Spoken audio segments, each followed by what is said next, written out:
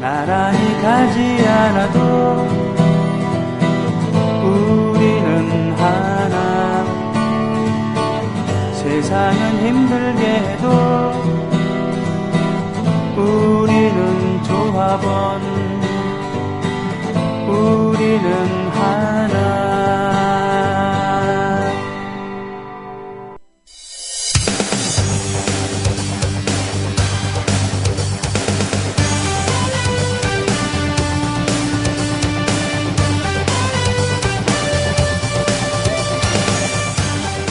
최동호의 스포츠당.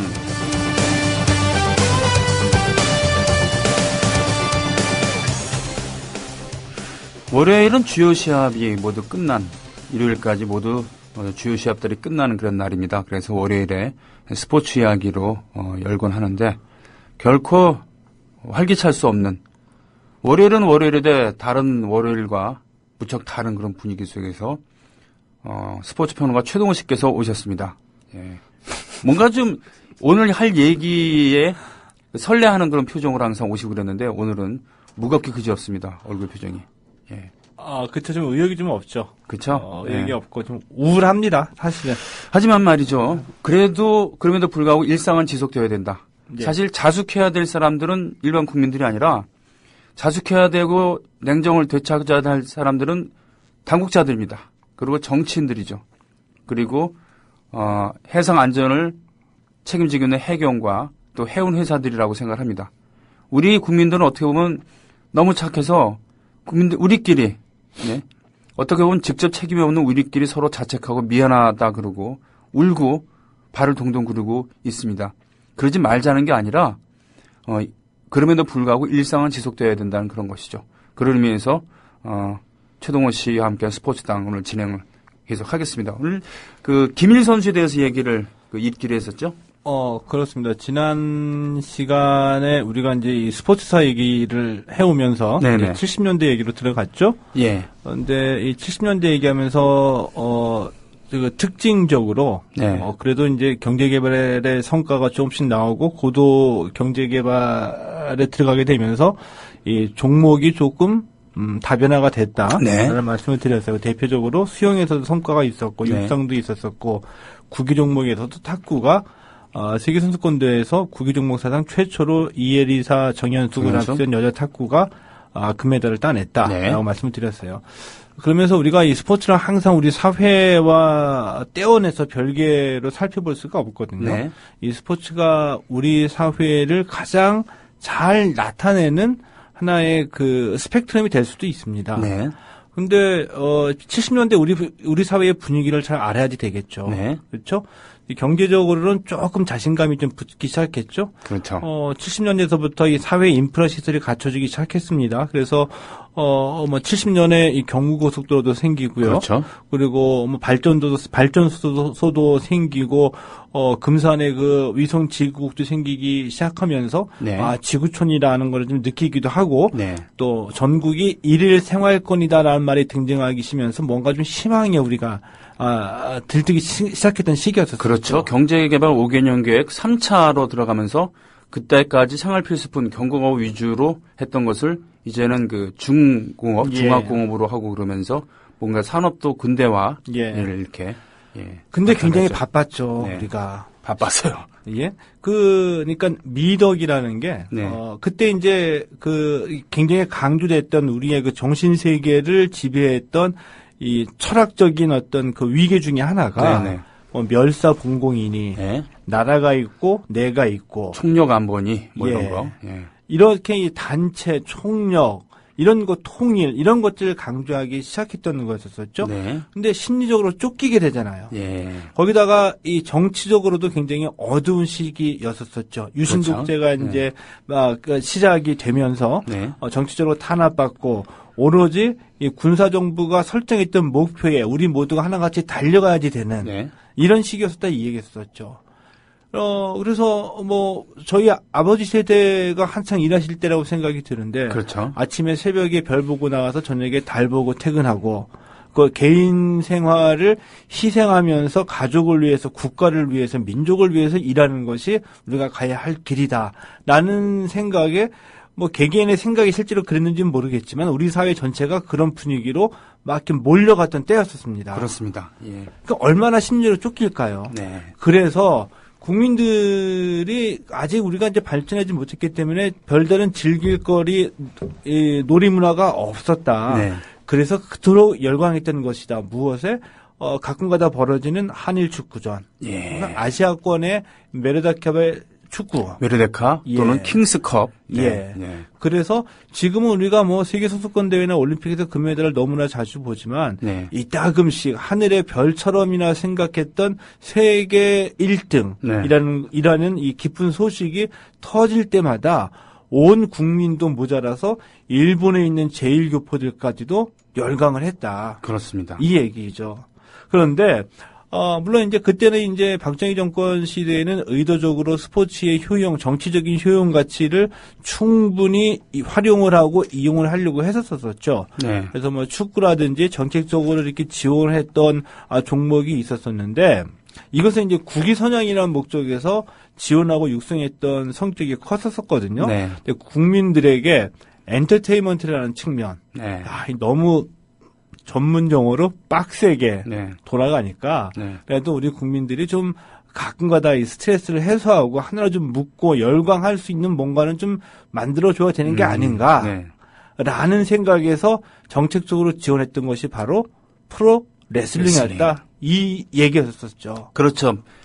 역도산 한국인 이름 김신락이 리키도잔이라고 하는 이름으로 활동을 할 때 미국의 레슬링 선수들을 불러 모아서 미리 각본대로 고난을 겪다가 미국인을 꺾는 예. 그런 모습을 보여주면서 사실 일본의 50년대, 60년대 영웅으로 떠올른 이유가 바로 그거에 있는 것이죠. 태평양 전쟁에서 우린 졌지만 지금 경제 복구에 성공했고 이제 너희들을 찜쪄먹을 준비가 되어 있다. 예. 예. 그런 것처럼 한일 양국의 그 프로레슬링도 그런 식으로 이용을 한 측면이 있다.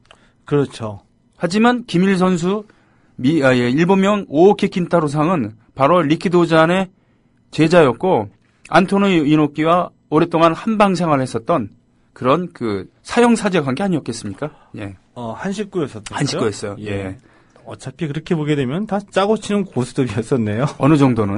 예. 예. 그렇지만 그냥 쇼가 아니라 진검승부를 예. 하기도 했었고 실제로 안토니오 이노키는 브라질 출신의 일본인이었지만 예. 또 잘생긴 미남이었지만 턱이 약하다는 치명적인 약점.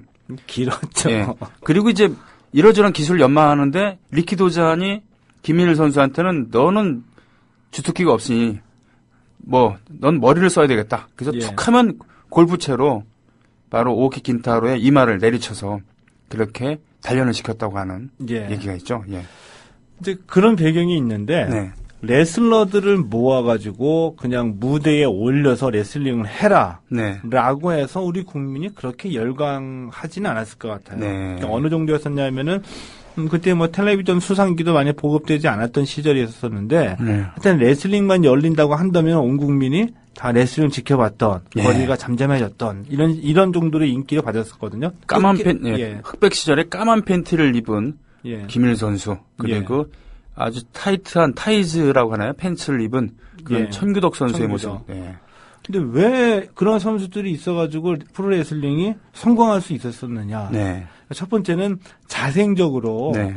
그러니까 TV 레슬링 중계가 되지도 않았던 시절이 있었었는데 그 일본에서 이제 레슬링이 인기를 얻게 되자 부산 같은 곳에서 일본 문화가 그때 국내에서는 가장 접하기 쉬웠던 도시였기 때문에 그렇죠. 네. 이 일본 등을 통해서 부산 등을 통해서 일본의 소식이 전해져 오고 일본의 프로레슬링 인기를 얻고 있다라는 네. 걸 접하게 된 이 부산 사나이들 중에서 네. 레슬링을 한번 배워보고 싶다 스스로 연마했던 사람들이 있었다는 거죠. 아, 그렇습니까? 예. 근데 그들이 이제 국내에 이제 프로 레슬링 선수들로 자생적으로 이제 발전을 하게 되는데 그게 이제 말씀하신 천규덕이나 장영철 이런 네. 분들이고 네. 근데 이분들에게는 레슬링이 그냥 기술을 연마하고 열심히 운동을 해야지 성공한다라는 정도로만 알고 있었던 분인데 말씀하셨던 역도산이 일본에서 레슬링을 어떻게 성공시켰는지를 두 눈 똑바로 뜨고 지켜본 기밀이 들어오게 되면서 이제 쇼적인 측면이 가미가 돼가지고 철저하게 기획된 이런 이제 이벤트로 성공을 하게 되는 거죠. 그렇습니다. 초반부에 악의 캐릭터로 나오는 그런 일본 레슬링 선수에게 고난을 당합니다. 심지어 심판이 못 보는 척하는 사이에 흉기를 준비해온 그런 일본 선수가 이마에 상처를 내기도 하고, 그리고 거기엔 조연급으로 여건부 같은 그런 활발한 그 캐릭터의 제일동포 선수도 나오고, 그러나 결국은 절대적인 위기에서 일어난 그런 김일 선수의 박치기로, 박치기 한 방으로 모든 것을 뒤집어 버리는, 그런 통쾌한 쇼를 보여줬습니다. 그랬죠. 그래서 일본에서 성공할 수 있었던 요인, 미국 선수를 쓰러뜨리는 일본 선수, 이 코드를 그대로 갖고 와가지고, 일본 선수를 쓰러뜨리는 한국의 기밀로, 이제 그 무대가 설정이 되는 거죠. 그래서 이제 청와대에서 나중에 그 천규덕 그 레슬러가 인터뷰한 내용인데 청와대에서 오더가 내려왔다 그래요. 아, 뭐라고요? 장충체육관에서 한 달에 한 번씩 열어라. 아하. 그리고 일본 선수와 경기를 해서 이기는 것으로 해라. 돈은 우리가 주겠다. 이렇게 된 거였었죠. 근데 이 기밀이 언제나 주인공이고 선이었었잖아요. 그렇죠. 그리고 일본 선수들이 악이 되는 거고. 그러니까 얼마나 통쾌했겠습니까?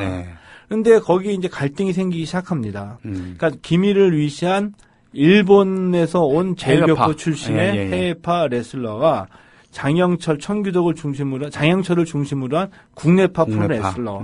대형 사건이 터지죠. 지난 시간에 잠깐 말씀드렸습니다. 그렇죠. 이 프로레슬링 5개 대회가 서울 장충체육관에서 열려질 때에 약속했던 대로 이 경기가 가지 않고 장영철 선수가 심각하게 두들겨 맞죠. 이제 그 포기한다라고 매트를 두들기는데도 일본 선수가 계속 기술을 시도를 합니다. 치명적인 기술을. 그래서 그 링 사이에서 지켜보고 있던 장영철의 후배들이 올라와가지고 완전 패싸움으로 번지게 되죠. 장영철은 의심했었습니다.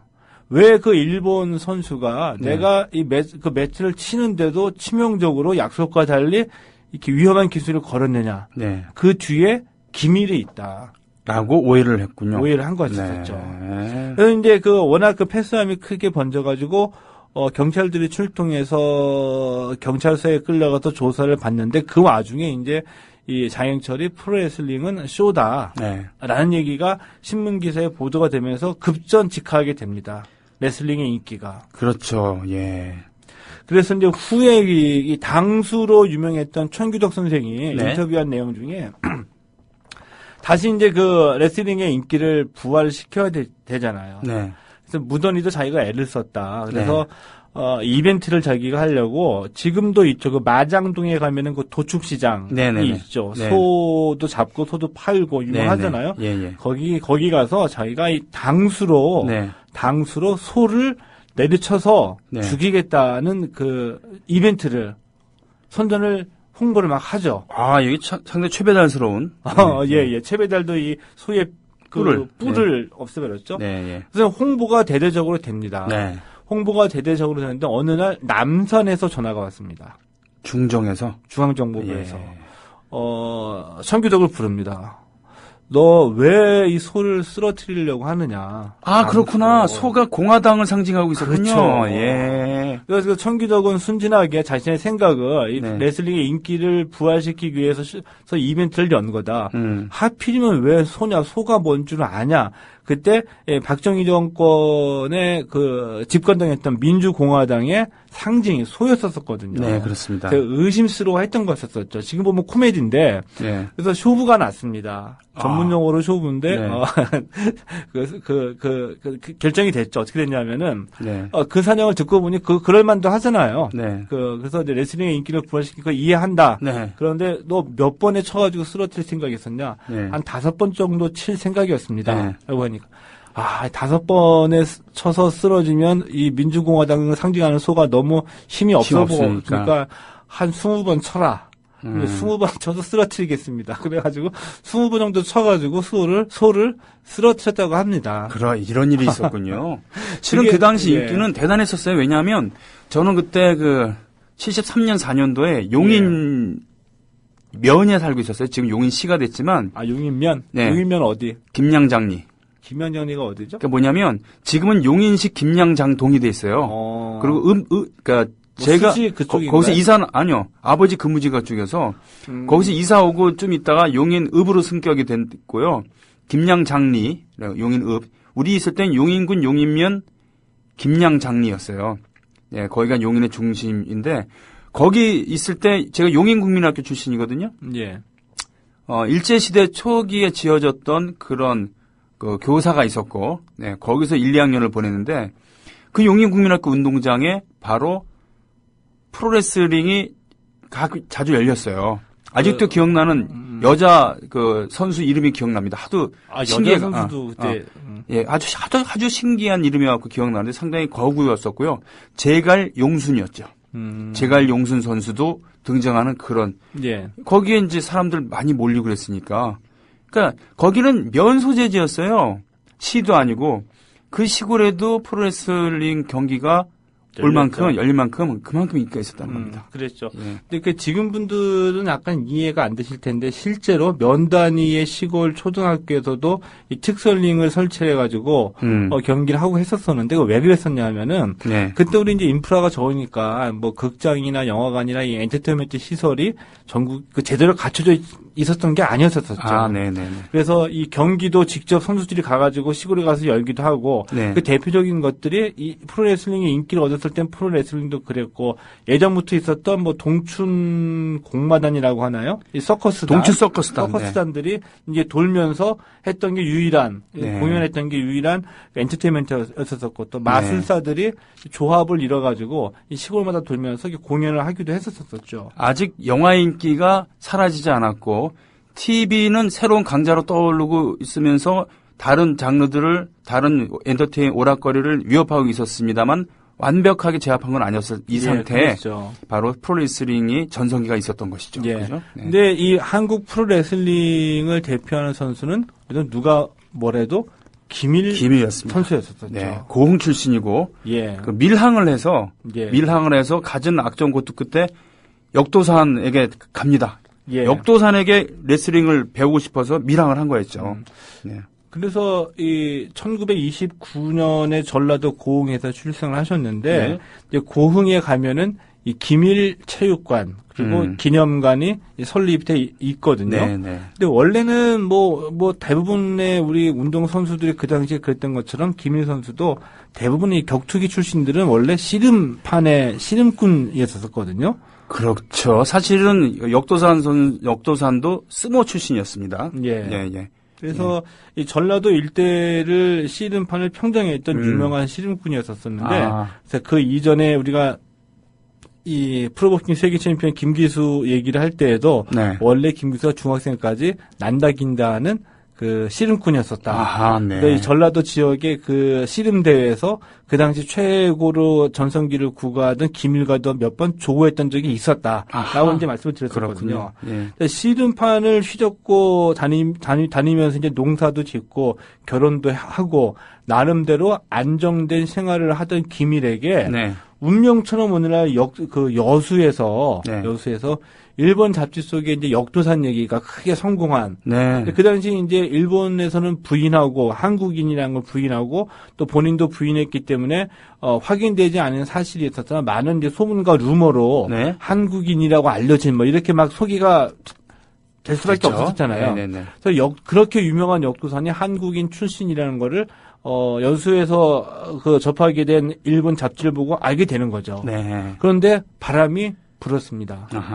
역시 이 제야의 무림의 세계에서 나름 자부심을 갖고 있는 이런 그 풍운아들에게는 뭔가 이 고수를 만나게 되면 뭔가 겨뤄보고 싶고 지금 이 안정된 생활이 있다고 하더라도 더 뛰쳐나가가지고 스스로 자기 목표를 만들어내고 도전하는 근데 그런 게 좀 본능 같은 것들이 있는 것 같은데 김일에게도 역도산을 만나러 가야 되겠다.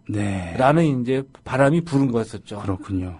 그래서 여수에서 1956년에 말씀하신 대로 밀항을 하게 됩니다. 그러면 우리나라 나이로 또 28이네요. 그죠? 28살이었었죠. 그러니까 적지 않은 나이였습니다. 가정도 있었습니다. 아, 부인도 있었고요. 예. 그런데 그 밀항을 해서 일본까지 가는 데는 성공을 했죠. 네. 그런데 그 출입국 관리소에서 붙잡히게 되죠. 당연히 붙잡히죠. 밀항을 하니까. 아니면 안 붙잡히신 분도 계시는데 네. 걸렸습니다. 그래서 수용소에서 수용을 당하게 되죠. 앞날이 깜깜하잖아요. 네. 근데 기적 같은 일이 일어나죠. 그 추방당하는 게 다음 순서인데, 그죠? 예. 추방당하기 직전에 무작정 편지를 씁니다. 네. 역두산에게. 무작정. 예. 당신을 만나러, 당신에게 배우러 왔는데 이렇게 됐다. 라고 날 좀 구해달라. 라고 썼는데 이게 얼마나 기적적인 일이었었냐 하면은 네. 김일이 그 역두산에 관한 그 일본 잡지에 난 기사를 보고 그냥 무작정 밀항을 한 거였었거든요. 네. 연락도 사전에 안 하고. 예. 그러니까 이 편지 쓸 때 주소를 알아야 되잖아요. 그러게요. 예. 그렇죠. 뭐 도쿄까지는 뭐 누구나 알 수 있겠는데 뭐 어떤 구 이걸 해야 되는데 주소를 모르는데 그냥 도쿄하고 네. 역도산. 그러니까 서울, 김서방 이렇게 쓴 거네요. 이렇게 쓴 거였었죠. 네. 날 구해달라. 근데 그 편지가 역도산에게 전달이 됩니다. 대단하네요. 예. 그래서 그 편지를 읽고서 역도산이 그 밀항제도 수용소에 가가지고 신원 보증을 해가지고 김일을 데리고 오죠. 자신의 체육관으로. 이거 쉬운 일 아니었을 텐데. 기적과 같은 일이죠. 그렇죠. 예. 와. 그렇게 돼서 예. 자기 제자로 받아주는 겁니까? 그래서? 제자로 받아주는 거였었죠. 네. 근데 원래 얘기를 들어보면 역도산이 참 그의 행적과 언행이랑 살아온 스토리를 보게 되면 참 어떤 면으로는 이해는 가기는 하는데 네. 어떤 면으로는 참 이해하기 힘든 면도 있어요. 좀 나쁜 놈스러운 게 좀 있었잖아요. 네. 예. 배신도 하고. 예. 근데 그거를 어떤 그 차별받는 그 생존 본능에서 어쩔 수 없었다라고 이제 이해하기도 한데. 네. 근데 김일에게까지는 그렇게 할 필요도 없었다. 예를 들면 뭐 이런 생각이 드는데 네. 김일을 이렇게 정식 제자로 받아들여 가지고 훈련을 시키기보다는 네. 자신의 그 뭐라고 할까요? 지금 말로 하면 그럴듯하게 수행 비서 아니면 몸종. 네. 허드렛 일을. 예, 허드렛 일. 이런 식의 개념을 데리고 오는 거였었죠. 아하. 그렇군요. 조선 사람이니까 말도 통하고. 예. 그렇군요. 근데 우리가 생각할 때 자기도 그렇게 어려움을 당했으니 네. 자기를 보러 밀항 온 같은 한국인이니까 더 잘해주지 않았었을까. 네. 그리고 김일이 그렇게 차별받고 역도산한테 어려움을 당해야 될 이유가 없잖아요. 하지만 이런 사람을 더 그냥 시집살이를 당해본 그런 전직 며느리가 예. 모진 시어머니가 되는 경우들이 있지 않습니까? 그랬죠. 네. 그래서 운동도 하기도 하는데 김일을 자신의 몸종처럼 부리게 되는 거였었죠. 그렇군요. 그러면서 역도산이 정말 김일을 살펴보고 김일의 신체 조건에 딱 맞는다라고 해서 비법을 박치기로 가르쳐 준 것인지 아니면 그냥 귀찮고 아무 생각 없이 한 말 던진 것이 박치기가 된 건지는 모르겠지만 너는 박치기를 해라. 재주가 없으니 그걸 해야 된다라고 하면서 골프채로 머리를 쳐서 머리를 단련시켜야 된다라든지 유리로 된 큰 재떨이를 그냥 그 머리를 쳐서 그 박치기를 단련시킨다든지 이게 과연 그 애정이 있어서 이렇게 가르친 건지 아니면은 좀 이해가 안 가는 면도 있죠. 그래서 그 골프채나 그 재떨이를 맞아가지고 피를 흘리면서 기절했던 것도 수차례였다고 합니다. 결국은 그 후유증으로 말년에 고생을 많이 하셨잖아요. 많이 했었죠. 예, 그래서 결국은 그렇게 투병생활을 오래 하시다가 돌아가셨고. 예. 저쪽 어딥니까? 장안동 쪽에 김일체육관이라고 크게 지어서 사업가의 면모도 보였습니다만 결국 운영에 실패하고 어렵게 투병생활하는 것을 평소에 오오키 킨타로 센파이, 즉 오오키 대목 금랑 이렇게 되나요? 킨타 그런 긴따로 목랑이죠. 네네. 기가 목이고 랑이 타로 할 때 그러니까 랑이니까. 오오키가 이제 대목인데 킨타로는 따로 있는 겁니다. 예. 근데 아무튼 오오키 킨타로 센파이 선배라고 부르면서 그를 일본의 병원에서 투병을 지원하기도 하고 그랬었어요. 그렇죠? 꽤 오랫동안. 그러다가 이제 힘에 부쳐서 다시 한국에 돌아와서 말년에는 그 후배들의 도움으로 이 고향 땅이나 또 일본 여기 투어를 이렇게 돕니다. 예. 그래서 반가운 사람들도 만나고 그가 그렇게 좋아했다고 하는 생선 요리도 원 없이 드셔보시고 예. 그러고는 돌아가셨죠. 예. 이게 2006년에 돌아가셨는데 네. 근데 그 당시 이제 그 역두산 체육관에서 네. 이 훗날 한국 이 격투기 무대 네. 이 권투를 포함해서 또 새 영웅이 활과하게 되죠. 아, 그렇습니까? 예. 김기수 역시 일본의 진출을 처음에 프로복싱의 꿈을 안고 일본에 진출했었었죠. 그렇죠. 동양 챔피언 일본인과 타이틀 매치를 치려고 하는데 그 일본 선수가 계속 피했다고 말씀드렸잖아요. 네. 근데 처음에 체육관에 갔는데 거기서 또 이제 그 차별을 받고 네. 그 경기를 잘 게임을 주선을 해주지 않았었거든요. 네. 근데 이 김기수 얘기를 들은 역두산이 기밀을 보내죠. 김기수한테 편지 한 장 써줘가지고 네. 만나러 와라.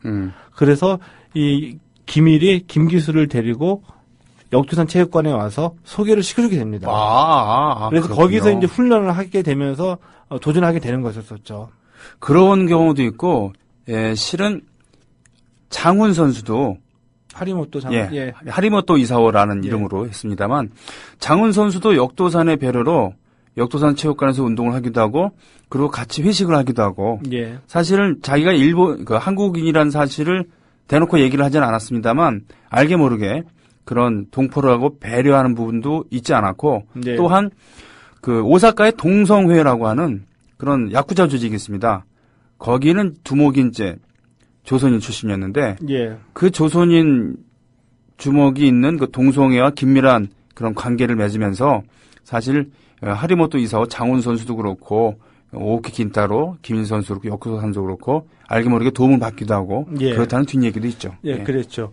그런데 결국에는 1963년도에 네. 역두산이 야쿠자의 칼에 맞아서 사망하게 되죠. 그렇죠. 이게 사실은 그 치료를 제대로 못한 건데 복막염으로 사실 사망한 거 아니겠습니까? 상처 때문에 그냥 죽었다기보다는 이 치료가 잘못된 것이죠. 안타까운 일이었는데. 뭐라고 하죠? 후유증이 2차 감염. 복합증이라고 하는 이 사망하게 되는데 이때 이제 김기수도 자신을 돌봐주던 역두산이 사망하게 되니까 한국으로 돌아가게 되고, 근데 김일은 그 해에 일본에서 열린 세계 프로레슬링 대회에서 세계 챔피언에 오르게 됩니다. 그렇군요. 그러면서 전성기를 그때서부터 본격적으로 누리게 돼요.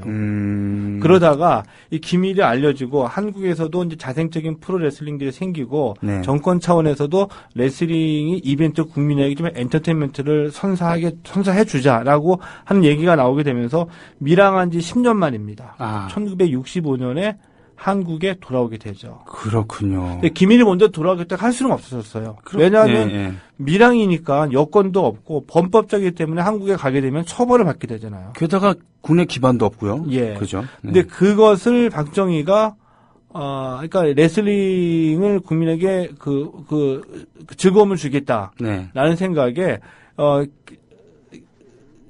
기밀이 한국에 돌아올 수 있게 해주고 돌아오는 순간 귀국 환영 행사까지 열어주게 되는 거죠. 일본에서 돌아온 동남아 순회 공연도 아니고 일본에서 금이 환영하고 있는 김일 선수입니다. 이렇게 된 거군요. 김일은 역두산이 성공하는 것을 곁에서 지켜봤기 때문에 이 한일 선수들 간의 대결 그리고 김일과 또 이 안토니오 이노키라든 이 개인 간의 대결 여러 가지 코드를 잘 활용하게 되면서 온 국민의 사랑을 받게 됐죠. 근데 결국에는 나중에 돌아가실 때 하신 말씀은 결국에 또 안타까운 느낌이 듭니다. 뭐라고 하셨나요? 내가 가장 하기 싫었던 것이 박치기였다. 아팠다는 얘기군요. 예. 그리고 박치기 할 때는 진짜 그렇게 아플 수밖에 없었다. 참기 힘들었다. 나중에 이제 병상에서 그 말씀을 하시죠. 그러니까 그 괴로움을 참으면서 살기 위해서 또는 인기를 유지하기 위해서 자신의 생명이 박치기로 인해서 조금씩 단축될 수 있다는 거를 알면서도 얘기 못하고 박치기를 계속 했었던 거죠. 링에 올라가서. 이것은 결국엔 좀 아이러니하지만 그렇군요. 좀 가슴 아프게 들리죠. 그래서 15년 동안 투병생을 하셨었어요. 근데 실제로는 이게 그 박치기를 해가지고 그렇게 게임을 하는데 몸에 좋을 리가 없잖아요. 그러니까 운동하고 경기를 뛰면서도 실제로는 병원에 가면서 몸에 이상이 있기 때문에 계속 치료를 해왔던 거죠. 네. 근데 말년에 나이가 드시니까 이제 본격적으로 몸이 쇠약해져가지고 이제 병원 신세를 지게 된 거였어요. 이길 수가 없었군요. 예. 세월을 앞에서. 그래서 15년간 그러나 그래도 워낙 김일이라는 이름이 한국 프로레슬링의 아이콘을 돼 있었기 때문에 그 레슬링 후배들, 한국에서 태어나서 그 이후에 레슬링에 입문했던 선수들은 김일을 한국 프로레슬링의 대사부로 모시게 되면서 나름대로 극진한 예우를 갖추죠. 그렇습니다. 김일의 후계자라고 얘기할 수 있는 그런 이왕표 선수, 네. 이분도 지금 원로가 되셨습니다만 이분들 비롯한 제자들, 네, 이런 분들이 영원한 이제 스승으로 남게 된 것이죠. 우리 국민 TV와 인연을 많이 맺었었던 그 김남우 씨 같은 경우도 그 육체파 지식론인가요? 육체파 지식인, 예, 이분도 이제 김일 선수에 대한 얘기를 하면은 그 존경의 마음을 감추질 않는. 저도 기억이 나는데 초등학교 때 이제 TV 중계를 통해서 많이 봤습니다. 네. 지금까지 인상적으로 남아있는 거는 이 김일 선수가 올라왔을 때 그 가운 있잖아요. 네네네. 그 원피스 같은 긴 가운을 네. 입고 올라오게 되면 그 등 뒤에 네. 거기에 그 디자인된 모양이 있었죠. 네네. 뭐냐 하면은 네. 갓. 맞아요. 갓하고 이거 뭐라고 하나요? 장죽. 담배 필 때 옛날에 예. 했던 그 담배 팔 장죽이라고 하죠. 장죽인가요? 갓과 장죽이 그려져 있었어요. 네. 그게 참 인상적으로 남아 있어서 아직까지도 기억이 납니다. 그렇습니다. 이렇게 해서 김일 선수에 대한 얘기를 좀 정리를 했습니다. 다음 시간에는요. 네, 뭘 하시겠습니까? 70년대 우리나라가 네. 정부에서 박정희 정권이 정책적으로 밀어가지고 육성했던 종목이 하나 있습니다. 뭐죠? 그 정권의 코드에 딱 맞는 스포츠였습니다. 태권도였습니다. 태권도 얘기를 들려주시겠군요. 태권도가 어떻게 육성이 돼가지고 세계화가 됐는지. 저도 무덕관 소속의 천마체육관에서 1년 동안 해서 일품을 딴 적이 있습니다. 예. 자, 그럼 다음 주에 뵙겠습니다. 지금까지 최동호의 스포츠당이었습니다. 고맙습니다. 예, 고맙습니다. 예. 새로 조합원 되신 분들 환영하는 시간 같습니다. 사는 곳을 밝혀주지 않으셨고요. 바이오니 8880인가? 이렇게 읽으면 되는 겁니까? 네. 바이오니 80. BIONE 80님. 네. 또 서울 금천구 가산동에서 01조합원님께서 01조합원님께서 가입해 주셨습니다. 예비조합원으로 등록해 주셨고요. 사는 곳을 밝혀주지 않으신 미니22님, 미니22님, 그리고 서울 강남구 논현동. 아이고, 저희 집이랑 가깝네요. 그래서 고성호님께서 유교조합원으로 등록해 주셨습니다. 출자금까지 완납하신 조합원으로. 반갑습니다. 그렇습니다. 지금 TV에서는 계속 진도 실내체육관 영상을 연결하면서 안내방송 말씀하시는 건가요? 예. 예. 지금 체포된 사람이 1등 항해사 박모 씨. 이 사람이 그 진도 VTS랑 교신한 사람 맞습니까? 네, 그렇습니다. 그리고 예, 지금 현재 TV 특별방송 계속하고 있습니다. 1등 항해사 체포 소식 리포팅하고 있었군요. 그렇습니다. 어떻게 보면 세월호는 지금의 대한민국일 수도 있겠습니다. 믿을 수 없는 선장, 그리고 참모들. 예. 그럼에도 불구하고 일상은 지속되는 것이고, 그리고 삼류, 아니면 삼류보다도 못한 그런 당국, 회사, 선장을 비롯한 고급선원들.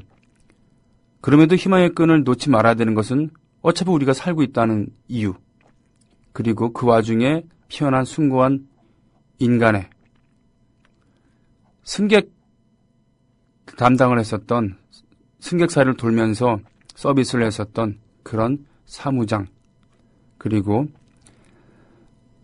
난 너희들 다 대피시킨 다음에 갈게 하면서 구명조끼를 벗어줬던 고 박지영 씨, 이런 분들입니다. 쓰레기 기사들을 양산해내는 그러한 관제방송인 공정방송이라고 불리는 그런 방송들, 그리고 종편들에 맞서서 저희 국민TV가 마이크를 끄지 않아야 되는, 카메라를 놓지 말아야 되는 이유도 여기에 있는 것 아니겠습니까? 이 와중에도 그래서 가입해 주신 회원 여러분 너무너무 고맙습니다. 저는 내일 이 자리에서 여러분을 기다리겠습니다. 고맙습니다. 국민라디오